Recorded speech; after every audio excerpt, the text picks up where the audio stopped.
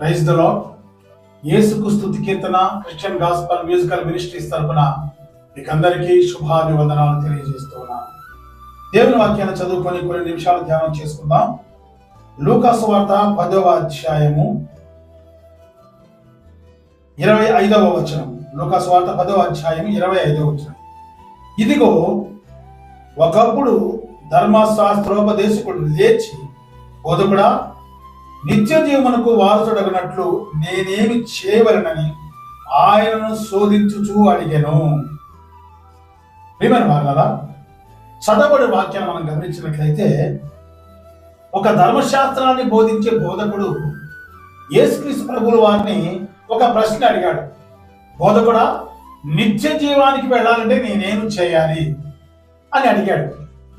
సర్వసాధారణంగా ఈ లోకంలో చూస్తే మనం చాలా టీవీ ఇంటర్వ్యూలో కొన్ని డిబేట్స్ జరుగుతూ ఉంటాయి. ఆ డిబేట్స్ లో ఒక వ్యక్తి కూర్చున్నప్పుడు ఒక వ్యక్తిని చాలా మంది ప్రశ్నలు అడుగుతూ ఉంటారు. అడుగుతున్నప్పుడు కొందరు ఆయనను ఇబ్బంది పెట్టాలి అనే విధంగా ప్రశ్నలు అడుగుతూ ఉంటారు. కొందరైతే ఆయన ద్వారా ఆయనలో ఉన్న జ్ఞానాన్ని మనం కూడా తెలుసుకొని నేర్చుకోవాలి అని అడుగుతారు. ఇక్కడ చూడండి, ఈ ధర్మశాస్త్రోపదేశకుడు ఏమడిగాడంటే ఆయనను శోధించుటకు అడిగాడంట. ఈయన ఎలాగైనా ఇబ్బంది పెట్టాలి అని సాతానుడు మరి అపవాది ఎలాగూ శోధిస్తాడో అలాగూ ఆయన శోధించుచూ అడిగాను అన్నాడు.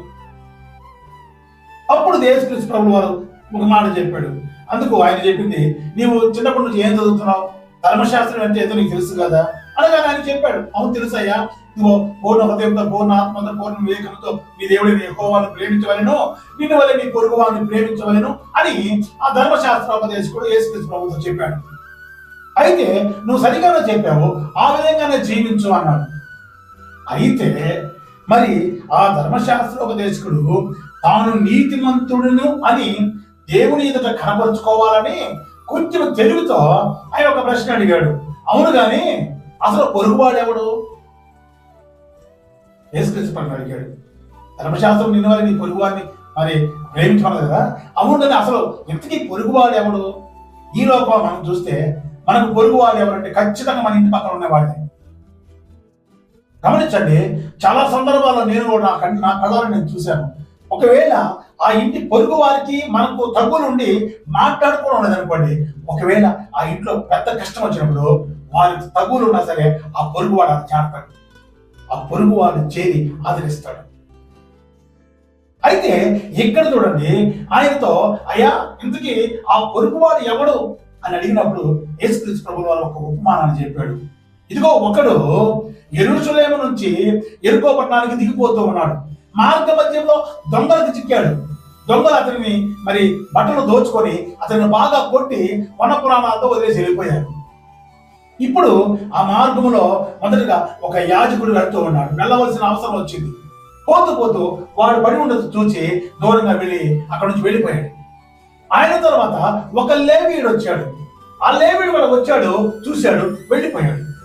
అయితే ఒక సమరయుడు వచ్చాడు.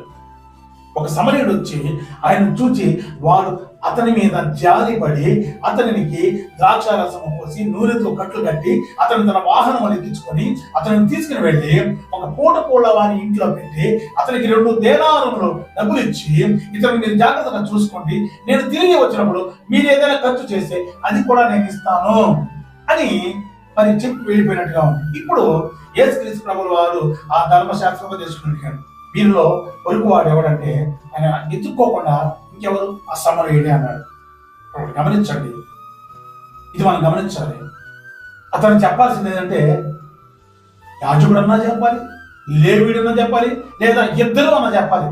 ఎందుకంటే ఈ ధర్మశాస్త్రోపదేశకుడితో సత్సంబంధం కలిగిన ఉన్న ఎవరంటే యాజకుడు ఆయనతో ఒక దేవాలయంలో నిత్యము యాజకత్వాన్ని చేస్తున్నాడు. మరి లేవీయులు వాయిద్యాలు వాయిస్తూ పాటలు పాడుతూ అక్కడ ఉన్న ఉపకరణాలను శుభ్రం చేస్తూ దేవుని ఆరాధనలో పాల్గొంటున్నారు. మరి అదే సందర్భంలో ఈ ధర్మశాస్త్రోపదేశకుడు అనేక మందికి ధర్మశాస్త్రాన్ని నేర్పిస్తూ బోధిస్తూ ఉన్నాడు. వీళ్ళ ముగ్గురికి సత్సంబంధం, వీళ్ళే పొరుగువాడు. కానీ దేవుడు వాని కన్నులు తెరిచాడు. ఇప్పుడు వాడు అంటాడు, అయ్యా పొరుగువాడు ఎవడో కాదు, అది సమరయుడు. ఎందుకంటే ఆపదలో ఉన్న వాడిని ఆదుకోవాలి. ఇప్పుడు ఈ యాజకుడు ఏం చేస్తున్నాడంటే దేవుని సన్నిధిలో ధూపం వేస్తాడు, దేవుని సన్నిధిలో యాజకత్వం చేస్తున్నాడు. కానీ తీరా చూస్తే అతని దగ్గరకు వచ్చేటప్పటికి అతను వెళ్ళిపోయాడు. అంటే ఏముంటాయి దీని గురించి ఏమని చెప్పాలంటే, మాటలు వేరు చేతలు వేరు అంటారు, చెప్పడం సులభం చేయడం కష్టం అంటారు. అందుకే యేసుక్రీస్తు ప్రభువు వారు ఒక మాట అన్నాడు, మీ దగ్గరికి ఎవరైనా పేదవాడు ఆకలిగా వస్తే వారికి ఆహారం పెట్టండి. అలా కాకుండా నీవు ఆదరణ తెచ్చుకోనము, నీవు చలి కాల్చుకోనము, నీవు ధైర్యం వహించము అని వారి కోసం నువ్వు కళ్ళు మూసుకొని ప్రార్థన చేస్తాను. ఇది కాదు. వాడు అవసరతతో వచ్చినప్పుడు వాడి అవసరం, వాడికి ఆకలి ఉంటే ఆకలి తీర్చాలి, వస్త్రహీనుడైతే వాడికి వస్త్రాన్ని ఇవ్వాలి. ఇది యేసుక్రీస్తు ప్రభువు వారు చెప్పారు.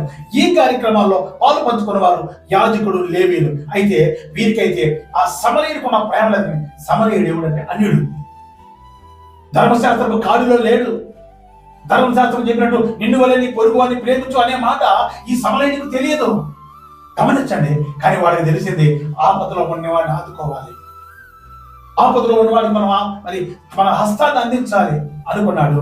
వారి మీద జాలిపడి వారిని తీసుకొని ఆదరించాడు. నిజమే ప్రియులారా, ఈ పొరుగువాడిని, మన పొరుగువాడు ఎవడంటే మన ఆపదలో ఉన్నవాడు, ఇబ్బందులో ఉన్నవాడు. మనము ధనవంతుడినే ప్రేమిస్తే వాళ్ళకి ఏం ఉపయోగం? యేసుక్రీస్తు ప్రభువు చెప్పాడు, నీవు విందు చేయనప్పుడు నువ్వు ధనవంతుడిని పిలిచి భోజనం పెడతావు, వాడు ఒక రోజు నేను పిలిచి పెడతాడు, దానివల్ల నీకేం ఫలము? నీకు ఫలం రాదు. అదే ఒక పేదవాడిని పిలిచి నువ్వు భోజనం పెట్టు, ఆ ఫలము నీకు వస్తుంది అని దేవుడి వాక్యం మనం విన్నాం. నిజమే ప్రియులారా, మన పొరుగువాడు ఎవడైనా సరే వాడు ఎటువంటి స్థితిలో ఉన్నా వాని కోసం ప్రార్థన చేద్దాం, వాడిని ఆదరిద్దాం, వాడిని నిలబెడదాం, చేతని సహాయం చేద్దాం. అట్టి కృప దేవుడు మనకు దయచేసి కాపాడను కాక. ఆమేన్. ప్రార్థన చేసుకుందాం. తండ్రి నీకు వందనాలు. చెప్పబడిన మాటలు దీవించండి అయ్యా. ధర్మశాస్త్రోపదేశకుడు శోధిస్తూ తాను నీతిమంతుడిని అనుకుంటూ ఆయన ప్రభు ప్రశ్నించాడు, కానీ నిజమైన సమాధానాన్ని తన నోటి నుంచి మీరు మాట్లాడించారు ప్రభువా. సమరయుడి పొరుగువాడని ఒప్పుకున్నాడు తండ్రి. అటు హృదయం మార్పులు తీసుకోరండి అయ్యా. పొరుగువాని అలా ప్రేమ కలగ లేకపోతే మేము ఎద్దులు ప్రభు, పొరుగువాడిని ప్రేమిస్తేనే మేము ప్రభు మేము నీకు నిజమైన బిడ్డలు తండ్రి. అటు ప్రేమను మాతో వచ్చండి. ఈ వాక్యం వింటున్న ప్రతి బిడ్డకు మీ కృప చూపించండి. యేసు నామములో ప్రార్థిస్తున్నాను తండ్రి. ఆమేన్.